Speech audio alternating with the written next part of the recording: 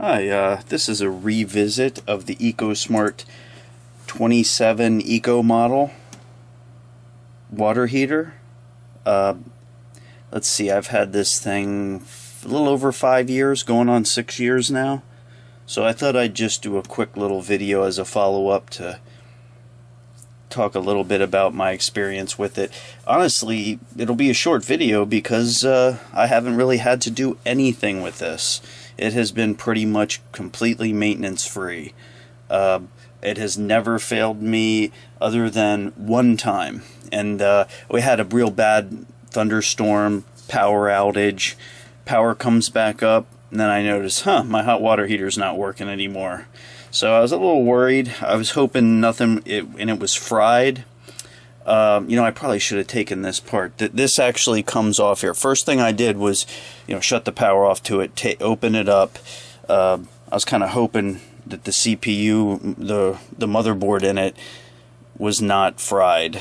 But if you take off this plastic cover plate here, that houses the little LED and the kind of the brains, the little circuit board brains of the unit, when you pop that off, there's a fuse. And the fuse powers just the electronics, not the big 240. I mean, it's all 240 volt, but the just to power the CPU, they put a little a separate fuse in it. And thankfully, that's all it was. Check the fuse. Fuse was blown. I had to reorder replacement fuses. It required a particular fuse, a fast-acting fuse. I'll link it in the YouTube notes below. The part number I used. Now this was for the Eco27 watt, 27 kilowatt model, so it might be different for the different sizes, but they actually have them right on Amazon. It popped in a new fuse, instantly came right up. No other work than just a fuse replacement. That's the only time I've had to do any sort of maintenance on this thing since I've got it. It's worked perfectly. I saw someone in the comments said that 112 degrees or something wasn't hot enough.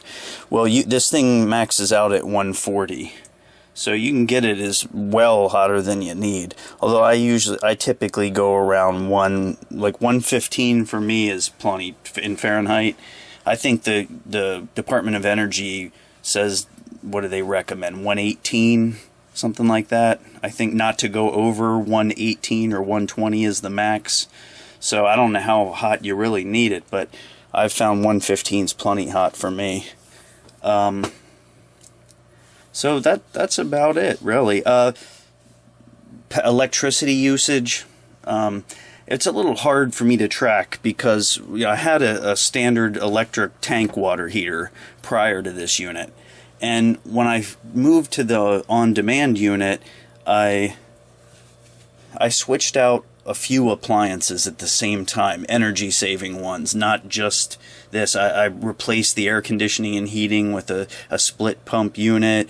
So the only bad part about doing that all at once is I really didn't get to see, it wasn't obvious to me the savings, if any, from moving from a tanked unit to this.